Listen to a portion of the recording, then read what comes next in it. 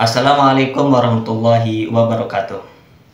Saya Muhammad Hairul Harjoni, Prodi Pendidikan Bahasa dan Sastra Indonesia semester 5. Kali ini saya akan membahas materi Bahasa Indonesia SMP kelas 7 tentang teks dialog. Ada beberapa hal yang akan saya bahas di sini. Yang pertama, pengertian dari teks dialog, kemudian tujuan dari teks dialog, struktur dari teks dialog, jenis-jenis teks dialog, ciri-ciri kebahasaan teks dialog, kemudian contoh dari teks dialog, dan langkah-langkah menganalisis teks dialog. Baik, yang pertama, pengertian dari teks dialog. Apa sih itu teks dialog? Jadi, teks dialog adalah percakapan antara dua orang atau lebih untuk mengungkapkan gagasan, perasaan, atau informasi tertentu.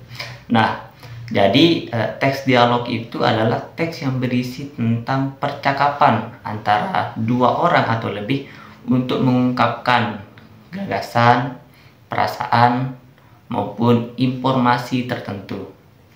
Nah, dialog juga sering ditemukan dalam karya fiksi, contohnya seperti dalam cerita ataupun drama. Nah, dalam non-fiksi sering ditemukan dalam bentuk wawancara maupun dalam bentuk diskusi. Baik, selanjutnya yang kedua yaitu tujuan dari teks dialog. Nah, apa sih tujuan dari teks dialog?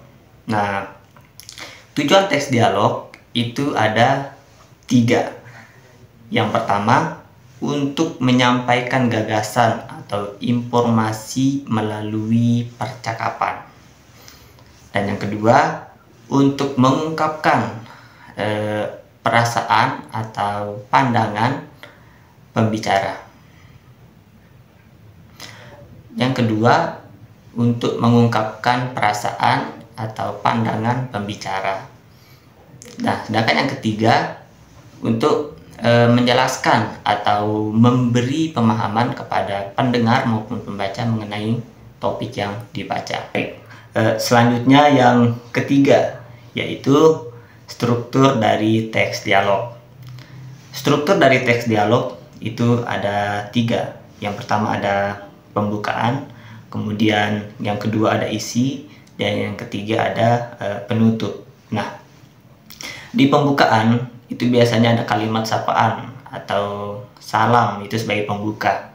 Nah, sedangkan yang kedua yaitu isi. Nah, ini inti dari dialog yang berisi tentang pertukaran informasi atau perasaan maupun gagasan. Nah, dan yang ketiga yaitu penutup. Penutup itu akhir dari percakapan atau dialog yang berisi tentang kesimpulan dari percakapan tersebut. Selanjutnya yang keempat yaitu jenis-jenis dari teks dialog. Nah, jenis-jenis teks dialog itu ada 2 macam. Yang pertama ada dialog fiksi, dan yang kedua ada dialog non-fiksi. Nah, dialog fiksi itu adalah suatu percakapan atau dialog dalam sebuah karya fiksi. Apa contoh dari karya fiksi? Ada cerpen, ada novel, ataupun drama. Contohnya misalnya percakapan antar tokoh dalam sebuah cerita. Itu termasuk teks dialog. Kemudian yang kedua yaitu dialog non-fiksi. Nah, kalau dialog non-fiksi ini percakapan dalam konteks kehidupan nyata. Contohnya seperti wawancara, diskusi, maupun dialog dalam acara televisi. Kalau non-fiksi itu konteksnya nyata atau dalam kehidupan nyata. Selanjutnya yang kelima, ciri-ciri kebahasaan teks dialog. Ciri-ciri kebahasaan teks dialog itu ada 4. Yang pertama, menggunakan bahasa langsung. Nah, dalam dialog maupun percakapan, pembicara seringkali menggunakan bahasa langsung dalam percakapan. Dan yang kedua, menggunakan kata sapaan. Nah, dalam dialog seringkali ada atau melibatkan interaksi antar pembicara sehingga sering menggunakan bahasa sapaan atau kata sapaan. Contohnya seperti bapak atau ibu atau kakak atau kamu gitu. Kemudian yang ketiga yaitu ungkapan idiom. Dalam dialog, ungkapan atau idiom sering digunakan untuk menunjukkan ekspresi atau perasaan. Nah, kemudian yang keempat, bahasa sesuai konteks.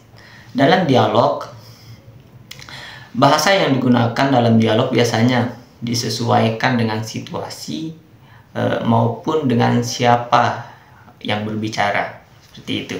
Selanjutnya contoh dari dialog fiksi dan non-fiksi. Itu seperti ini. Ya, seperti itulah contoh dari dialog fiksi dan non-fiksi. Selanjutnya yang terakhir yaitu langkah-langkah menganalisis teks dialog.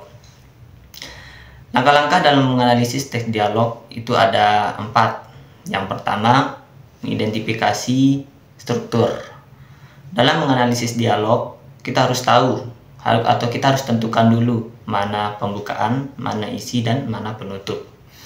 Kemudian yang kedua, tentukan tema utama. Nah, dalam menganalisis teks dialog, kita harus tentukan tema besar atau topik yang dibicarakan dalam dialog tersebut. Kemudian yang ketiga, analisis pesan. Setelah kita menentukan tema, selanjutnya kita analisis pesan. Pesan apa yang ingin disampaikan oleh pembicara dalam dialog tersebut. Kemudian yang keempat yaitu perhatikan perasaan pembaca. Nah, analisis bagaimana perasaan pembicara yang diungkapkan melalui dialog, baik melalui kata-kata maupun intonasi. Mungkin hanya itu penjelasan singkat terkait dengan teks dialog. Semoga ada manfaatnya. Terima kasih. Assalamualaikum warahmatullahi wabarakatuh.